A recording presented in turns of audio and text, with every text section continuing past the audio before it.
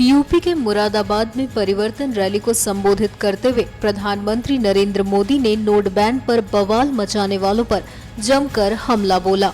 Rally को संबोधित करते हुए मोदी ने कहा कि जो गैर कानूनी तरीके से ब्लैक मनी को वाइट कर रहे हैं, अब उनकी खैर नहीं।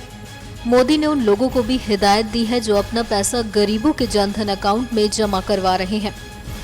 उन्होंने कहा कि जो पैसा गरीब के खाते में जमा हुआ होगा, सरकार कोशिश करेगी कि वो गरीब का ही हो जाए। कोने कोने से और कुछ लोग तो गरीबों के जाके पैर पकड़ते हैं। अरे तुम तो कितने अच्छे हो, तेरे दादा मेरे यहाँ मजदूरी करते थे, तेरी माँ मेरे बर्तन साफ करती थी।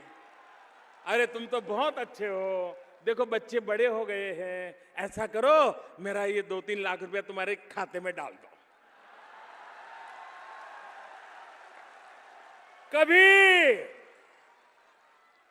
कभी किसी अमीर को गरीब के पैर पकड़ते देखा था? भाइयों बहनों, आज जिन बेईमान लोगों ने पैसा जमा किया है वो गरीबों के घर में भी कतार लगा के खड़े हैं। बैंक में कतार लगाने की उनकी ताकत नहीं है, बैंक के बाहर तो वो कतार लगाता है जिसमें ईमानदारी का माजा होता है।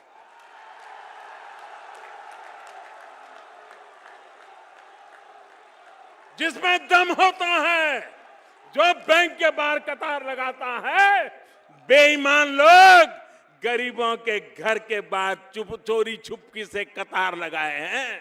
उनको कह रहे, ये जनधन अकाउंट मैंने खोला था तब गरीबों को भी पता नहीं था कि ये कैसे काम आएगा।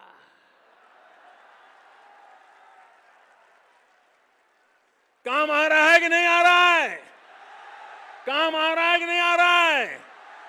लेकिन एक बात कीजिए, मैं देश के सभी जनधन अकाउंट वाले गरीबों को कहना चाहता हूं, जिसने भी आपको पैसा दिया है, जिसका भी पैसा अपने बैंक में रखा है, वो उठाइए मत।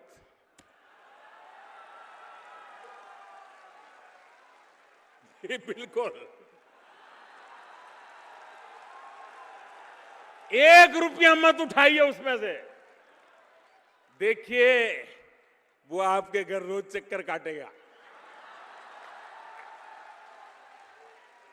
आपके पैर पकड़ेगा और आप उसको कुछ मत कहो, ए दादागिरी मत कर वरना मोदी को चिट्ठी लिखता हूं। ज्यादा दादागिरी करे तो पूछो, सबूत लाओ, तुमने पैसा दिया था सबूत लाओ। ये बराबर डिब्बे बाए, बेईमान लोग बराबर डिब्बे में फंसे हैं। लेकिन ये तब सफलता मिलेगी जिनके भी खाते में दूसरों ने पैसे डाल दिए हैं, वे पैसे वैसे के वैसे रहने दें। ये सारा ठीक ठाक होना चाहिए। मैंने 50 दिन मांगे हैं, मांगे कि नहीं मांगे भाइयों? 50 दिन तकलीफ पड़ेगी, मैंने कहा है कि नहीं कहा है? मुसीबत धीरे धीरे कम हो रही है, लेकिन वो थोड़ी धीरे धीरे कम हो रही है। लेकिन मैं देश के नागरिकों को सलाम करता हूं। भाइयों बहनों, ये कतार की चर्चा करने वाले नेताओं से मैं पूछना चाहता हूं, भूल गए? अरे चीनी के लिए भी तो कतार में कभी खड़ा रहना पड़ता था, मिट्टी का तेल लाने के लिए कतार में खड़ा रहना पड़ता था, PL 480 गेहूं लेने के लिए कभी कतार में खड़ा रहना पड़ता था।